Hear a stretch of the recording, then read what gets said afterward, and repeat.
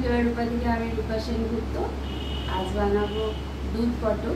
তো কি লাগবে একটু দেখে নিই। দুধ পটল বানানোর জন্য 7 পিস পটল নিয়ে নিয়েছি। পটলটাকে এইভাবে খোসা ছাড়িয়ে ধুয়ে নিয়েছি।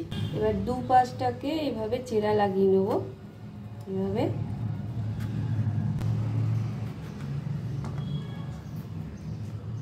সব কটার মধ্যে এইভাবে চেরা লাগিয়ে নিয়েছি। এখানে নিয়ে নিয়েছি আদা লঙ্কা বাটা, নুন, হলুদ, কাশ্মীরি লঙ্কার গুঁড়ো, জিরের গুঁড়ো। এখানে 1 বাটি থেকে একটু কম দুধ আছে, গরম করে নিয়েছি। সর্ষের তেল, ফোড়নের জন্য নিয়ে নিয়েছি একটা তেজপাতা, 2 টুকরো করা, 2টো শুকনো লঙ্কা আর 1/2 চামচ গোটা জিরে। গ্যাসে কড়া বসিয়ে দিয়েছি, কড়া গরম হয়ে গেছে। দিয়ে দেবো সর্ষের তেল।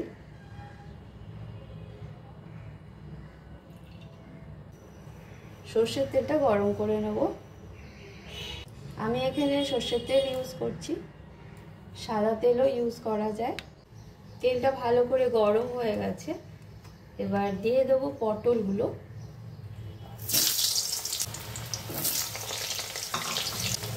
দিয়ে দিচ্ছি 1/2 চামচের কম নুন। নুন দিয়ে ভালো করে নেড়ে এবার পটলগুলোকে লাল করে ভেজে নেব। পটলগুলো যতক্ষণ ভাজা হচ্ছে গুঁড়ো মশলাগুলো একটু রেডি করে নেব।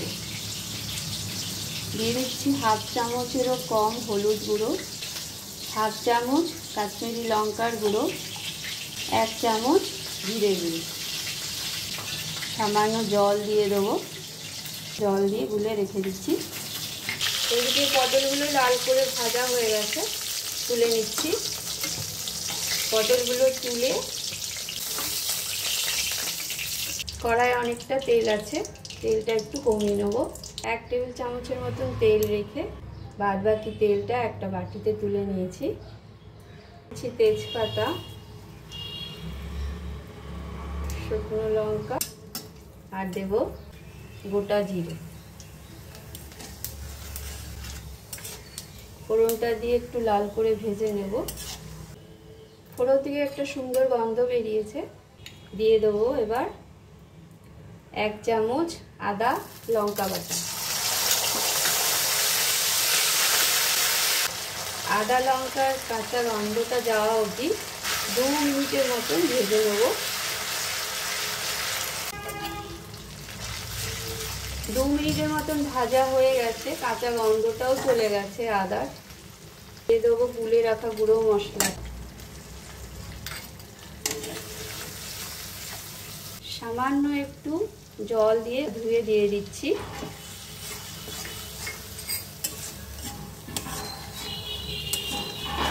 এবার গুঁড়ো মশলা দিয়েও 2 মিনিটের মতন ভেজে নেব। গুঁড়ো মশলা দিয়েও ভালো করে ভাজা হয়ে গেছে। এবার দিয়ে দিচ্ছি পটল।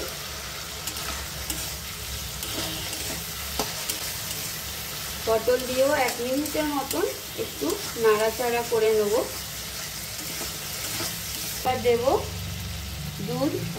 দুধ যখন আমরা কোনো রান্না ইউজ করি তখন দুধটা একটু ফুটিয়ে নিয়ে গরম রাখলেই ভালো হয়, নাহলে দুধটা কেটে যাওয়ার সম্ভাবনা থাকে। আমি এখানে দুধটা গরমই ঢালছি।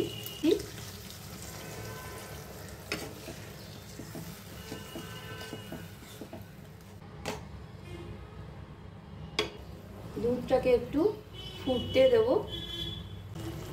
দুধটা ফুটে গেছে। 1/2 চামচেরও কম দিয়ে দিচ্ছি নুন।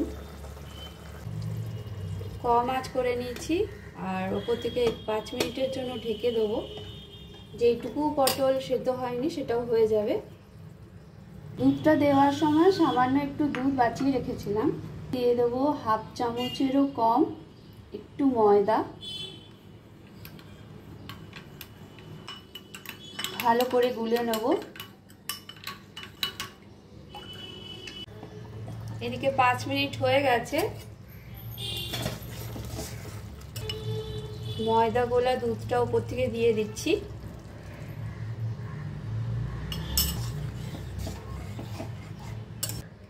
ময়দা ঘোলা দুধটা দিয়ে আরও 2 মিনিটের মতন ফুটিয়ে নেব।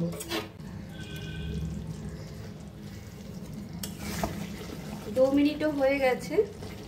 নুনটা একটু টেস্ট করে নেব। সামান্য নুন লাগবে, দিয়ে দিলাম 1 চামচের মতো চিনি, 1/2 চামচেরও কম গরম মশলা, 1 চামচ ঘি।